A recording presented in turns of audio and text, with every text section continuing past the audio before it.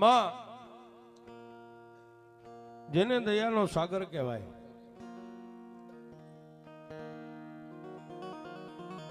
જેને વાલપની વેલ કહેવાય, દરિયાનો એક હિલોળો આવે અને જેમાંથી મીઠી લહેર નીકળે,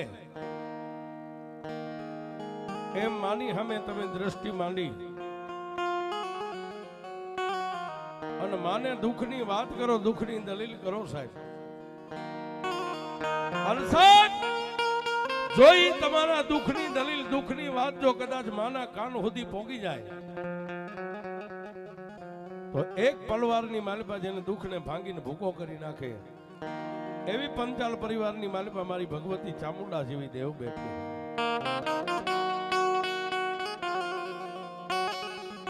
પણ આમ જોવો તો સુંધાબેન ડુંગરની માથે બેઠી છે, આમ જોવો તો 400 ગૌના દરિયાના કાંઠે કોટડાના કાંગરે બેઠી છે.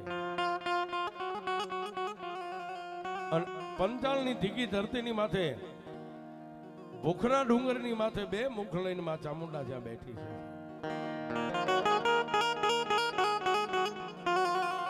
પણ સાહેબ એક શ્રદ્ધાનો વિષય છે, જેને જેને શ્રદ્ધા છે, જેને માની માથે ભરોહો છે અને માના ભરોહે જેને નાવડું મેકી દીધું ને માએ મધ દરિયાની માલિપા કોઈથી નાવડું ડૂબવા નથી દીધું.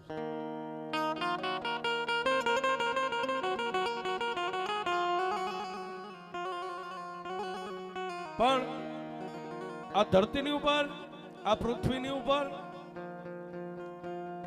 માના કેવા કેવા બાનાધારી ભગત થઈ ગયા, માતાજીના ભુવા થઈ ગયા. એવી પંચાલની ધીકી ધરતી અને ચોટીલાની માલિપા જ્યાં માં ભગવતી ચામુંડા બિરાજે, જ્યાં માં ચામુંડાના બહેણા છે.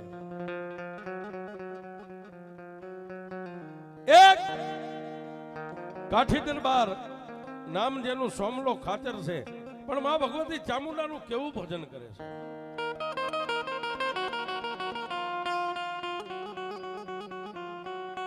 દિવસ